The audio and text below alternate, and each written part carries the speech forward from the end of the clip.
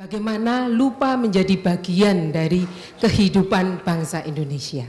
Adalah kenyataan bahwa tragedi ini tersambung dengan arus dunia internasional saat itu. Nah, kalau kita hanya melihat apa yang terjadi pada tahun 65, secara mental kita itu cuma seperti mengintip.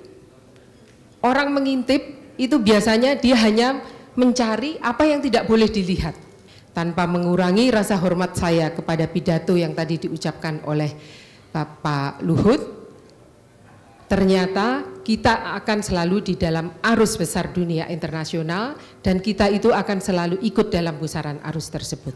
Negara itu ada, tetapi dalam arti tertentu dia itu bersifat ilusif. Tanah air adalah jargon yang paling gampang dipakai untuk mengundang rasa haru dan rasa bangga, tetapi sekaligus paling gampang untuk diingkari. Geger Kartosuro atau disebut geger pecinan, perang Padri, perang Jawa, pemberontakan pasca kemerdekaan, tragedi tahun 65, tragedi tahun 98.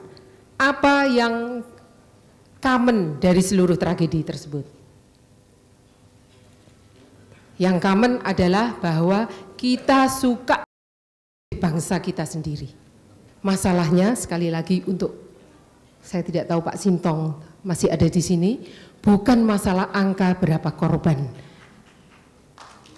Masalahnya adalah bangsa ini secara terus-menerus memproduksi ingatan tentang tragedi dan kita tidak pernah menyelesaikannya. Selamat pagi kepada bapak-bapak dan ibu-ibu yang saya hormati dan telah hadir pada kesempatan yang sangat langka untuk kehidupan kita sebagai bangsa Indonesia. Ingatan apa yang saya simpan itu sepenuhnya adalah satu versi, bahwa 50 tahun setelah tragedi terjadi, yang saya lihat senyatanya justru bukan ingatan pada sejarah yang ada, tetapi lupa pada sejarah. Dan bersama dengan seorang peneliti Perancis, akhirnya sejak tahun lalu saya mengambil sebuah studi tentang lupa. Bagaimana lupa menjadi bagian dari kehidupan bangsa Indonesia. Silakan. Kalau kita berbicara tentang tragedi 65, yang tetap tidak bisa kita hapuskan adalah kenyataan bahwa tragedi ini tersambung dengan arus dunia internasional saat itu. Nah, kalau kita hanya melihat apa yang terjadi pada tahun 65, secara mental kita itu cuma seperti mengintip. Orang mengintip itu biasanya dia hanya mencari apa yang tidak boleh dilihat. Makanya selalu bersifat sensasional. Nah, saya tidak mau hanya memusatkan kajian saya pada tahun 65, tapi saya akan melihat. Jadi saya tidak akan mengintip, tapi saya akan melihat sebetulnya apa yang terjadi dengan arus yang ada di sekeliling kita dan apa kaitannya dengan dunia internasional. Nah, kalau kita merunut sejarah, ternyata kaitannya itu bermula pada abad 16, awal abad 16. Ketika kita, masyarakat, saya tidak akan menyebutnya Indonesia, tetapi masyarakat yang ada di Kepulauan Nusantara ini bersinggungan dengan arus yang ada datang dari luar. Dan harus kita akui arus tersebut utamanya berasal dari barat. Anda lihat garis tersebut, saya menganggap itu sebagai perjalanan waktu dari abad 16 sampai sekarang. Dan abad 16 adalah abad di mana bangsa-bangsa barat menemukan sebuah pemikiran baru. Dan pemikiran tersebut melahirkan apa yang namanya teknologi dan pengetahuan. Celakanya dengan teknologi dan pengetahuan tersebut mereka menggunakan untuk menjelajah dan menemukan dunia baru. Dan bertemulah mereka dengan Kepulauan Nusantara yang menawarkan apa yang kita miliki dan mereka butuhkan saat itu. Pada saat yang bersamaan kita selalu bercerita tentang sejarah masa silam. Oh, kita punya Majapahit, kita punya Sriwijaya, kita punya Singasari. Tetapi periode di mana bangsa barat menemukan kita justru juga menjadi tanda bahwa dalam sejarah itu merupakan periode di mana kedaulatan dari kekuasaan lokal itu runtuh. Ditandai dengan masuknya arus asing, bisa apa saja, pikiran, perdagangan, agama, dan bersatu dengan konflik kekuasaan dari arus lokal yang ada. Silahkan pada slide berikutnya. Nah, kalau saya harus membagi hingga sekarang periodisasi tersebut, saya akan bagi 4. Periode pertama abad 17 sampai 18, persentuhan kita sepenuhnya adalah persentuhan dengan pedagang.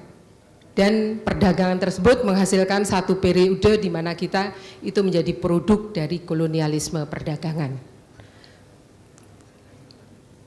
Tahun 1799 VOC bangkrut, kita berpindah tangan di bawah kekuasaan kerajaan Belanda dan kita masuk pada kolonialisme negara.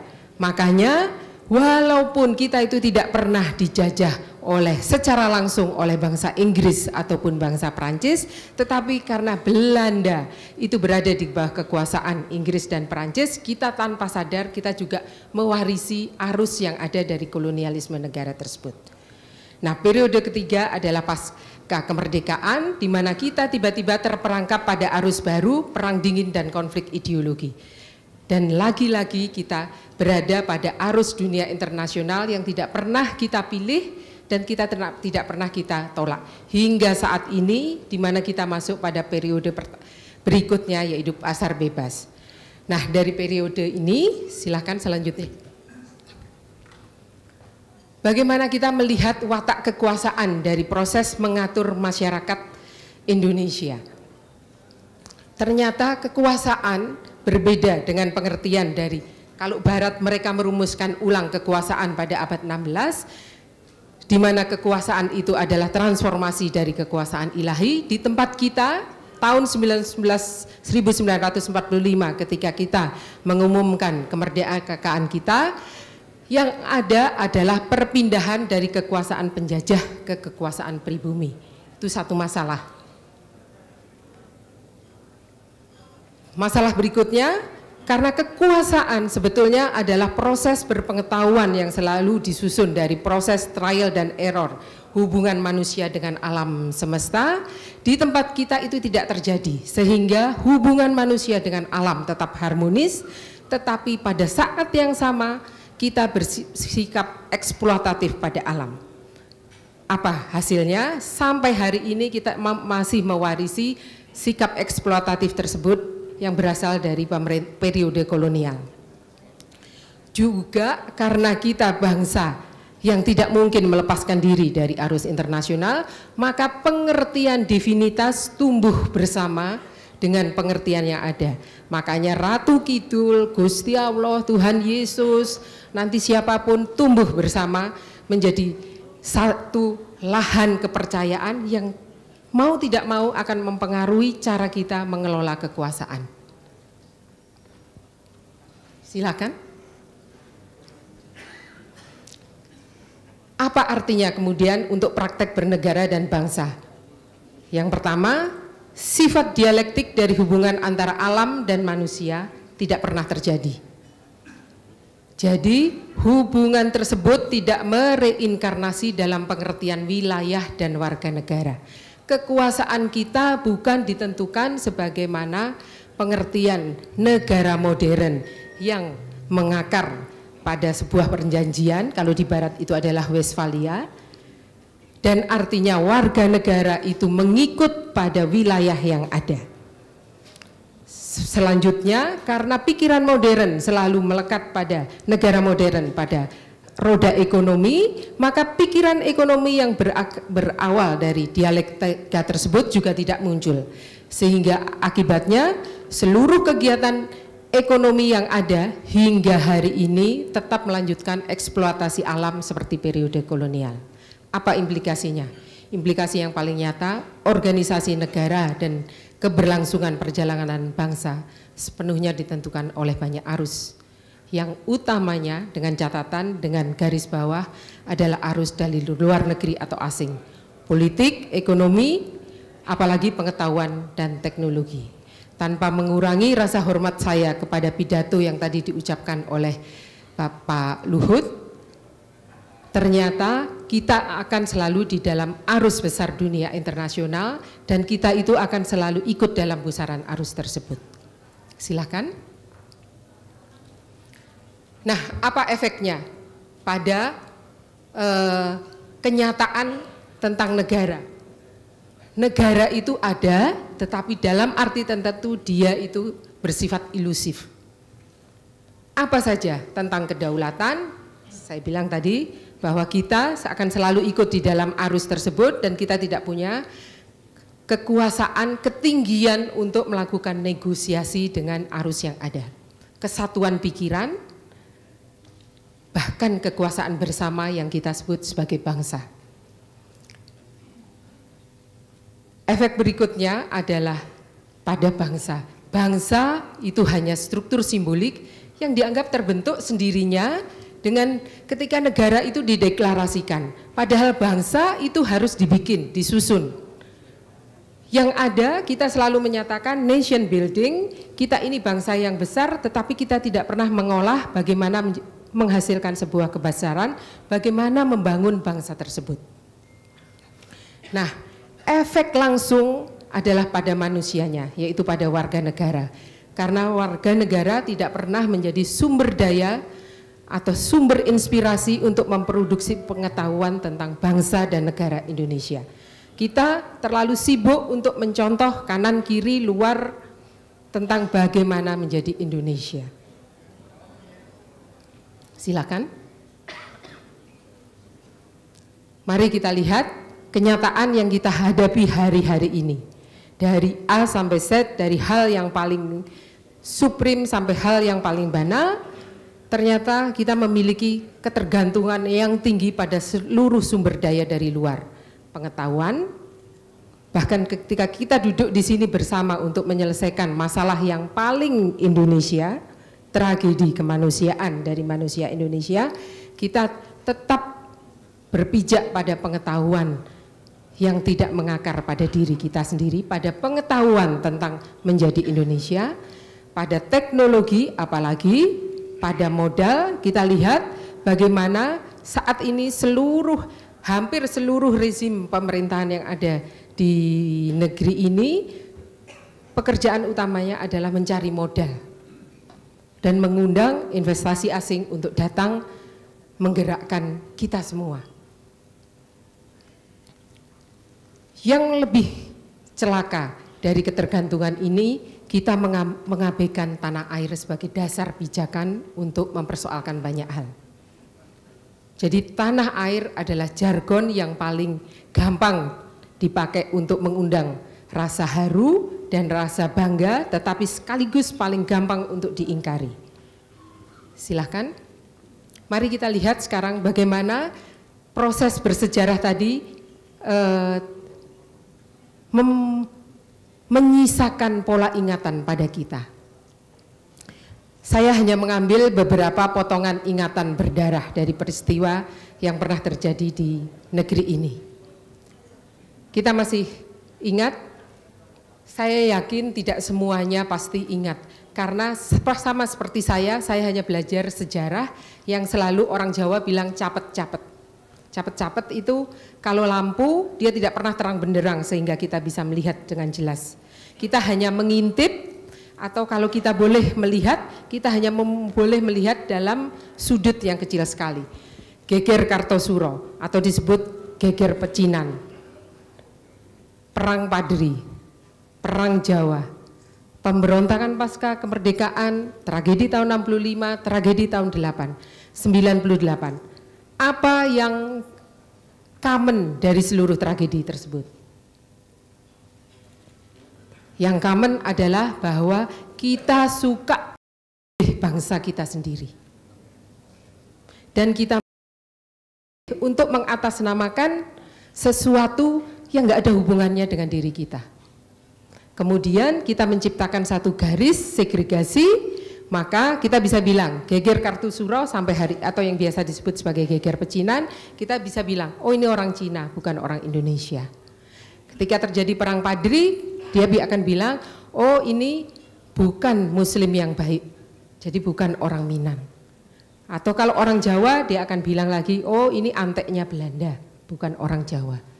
Masih berlangsung terus dan saya yakin akan terulang terus.